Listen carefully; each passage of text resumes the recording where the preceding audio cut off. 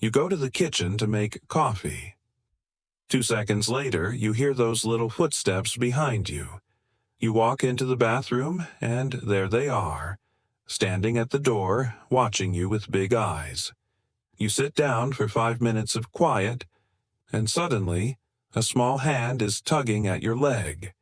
You move to the laundry room, you open the fridge, you go check the mailbox. It doesn't matter where, somehow they're already there, or they're on their way. Every single room, every single time. Most parents in this moment feel the same thing, a mix of love and a little exhaustion. You might think to yourself, can I just have 1 minute alone? Or, somewhere in the back of your mind, a quieter worry creeps in. Am I making my baby too dependent on me? Maybe a friend or relative has even said something like, "Wow, they really won't let you out of their sight, huh?" Said half as a joke, but it still landed somewhere. But here's the thing. Most parents have no idea why their baby is actually doing this. What if this behavior isn't clinginess at all? What if it's actually one of the healthiest things your baby's brain can do right now? Decades ago, a psychologist named John Bowlby noticed something curious about babies. When a baby feels safe with a caregiver, they don't just sit there and cling. They actually go explore. But they can only do that because you are there. Bowlby called this a secure base, a steady, reliable presence that gives a child enough courage to wander off and investigate the world. Think of it like a home base in a game of tag. As long as the base is right there, the kid can run far, take risks, come back, and run off again. Or think of it like a phone with a charging cable that's just long enough. You can wander to the other side of the room, but you can't unplug completely, and you don't want to, because the moment you wander too far, the signal feels shaky. You are that base. And the following, that's not your baby being overly attached. That's your baby using you exactly the way nature designed them to. Here's something most parents don't realize either. This following behavior isn't random. It's tied directly to your baby's growing body and to something researchers sometimes call distance regulation. Their brain is figuring out two things at the same time. First, how far can I go from my safe person? Second, is it still safe if I can't see them? It's a little like the first time you visit a new city alone. You might walk a few blocks from your hotel, feel fine, then suddenly think, wait, which way was that again? And the pull to go back and reorient yourself is strong, even if nothing's actually wrong. Right around the time babies learn to crawl and then walk, something shifts. For the first time, they have the physical ability to act on that pull toward you. Before they could crawl, they could only cry out or reach for you. Now, they can actually close the distance themselves. That's why this following phase tends to show up loud and clear somewhere between 8 and 18 months, right as crawling turns into cruising, and cruising turns into those first wobbly steps. Every new motor skill they pick up, crawling faster, pulling up to stand, taking that first step, gives them one more way to physically act on a feeling they've had since they were tiny. I want to be near you. It's not a phase where something's going wrong. It's a phase where your baby finally has the tools to show you just how much they need you nearby. Watch your baby closely the next time you're both in a room together. You'll notice a pattern. They crawl off toward a toy. They get absorbed in it. And then, almost on a timer, they glance back at you.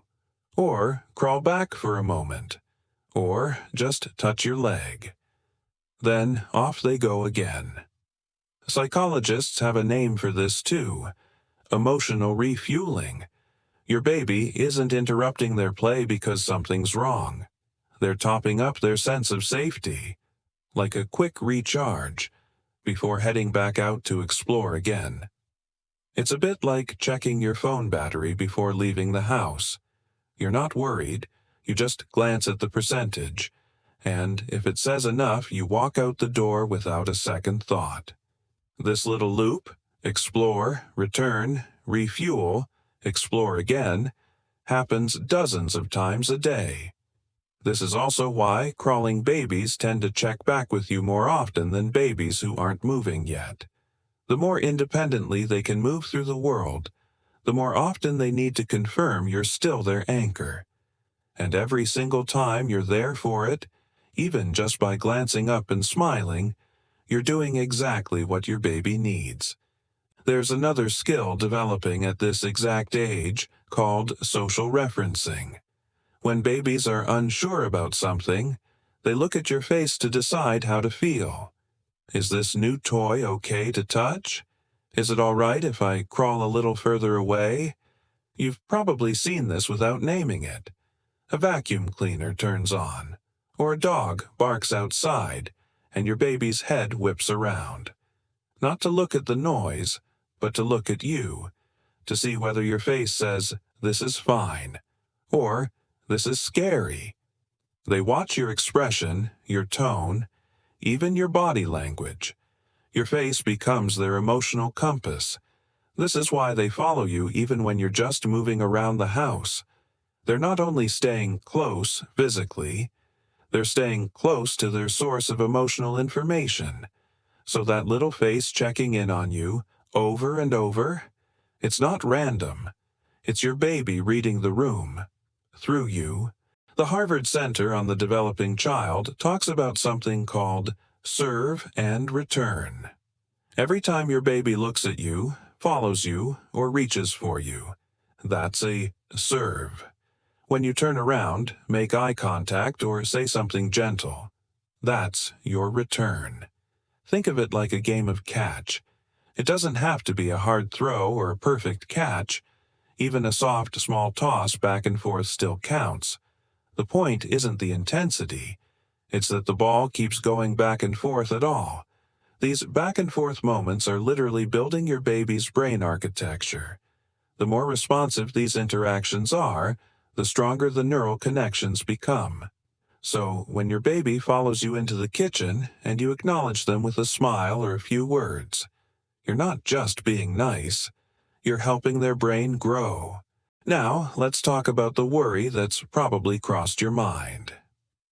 If I keep responding every time my baby follows me, am I spoiling them? Will they ever learn to be independent? It's a fair question. Most of us grew up hearing some version of "don't give in too much," or "they'll never learn to do things on their own." So it makes sense that this worry sticks around in the back of your mind. Here's what researchers have actually found. Babies who feel confident their caregiver will be there for them are the ones who explore the most, not the least. Security doesn't hold kids back from independence. Security is what gives them the courage to go try independence in the first place.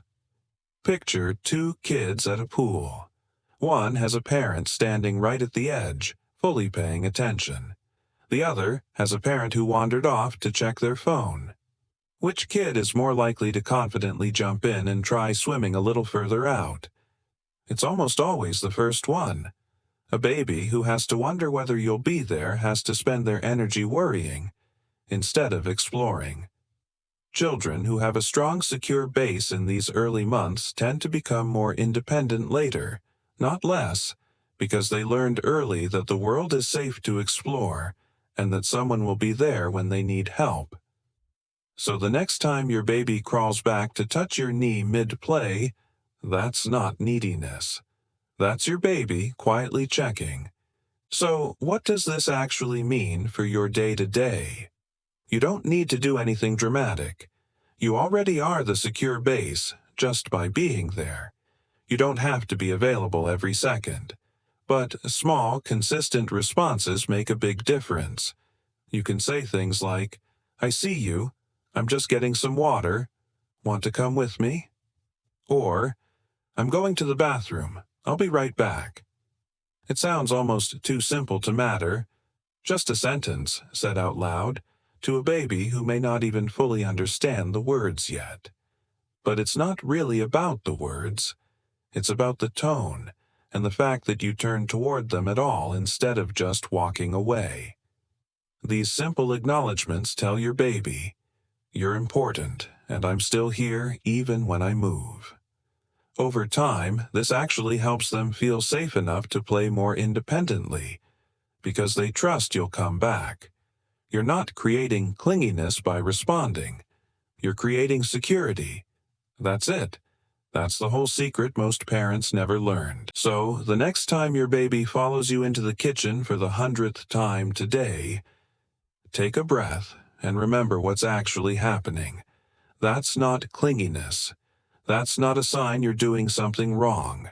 That's your baby, using you exactly the way they're supposed to, as their secure base, their emotional compass, their charging station for courage. And one day, not too far from now, that little shadow won't need to check in so often. They'll wander further.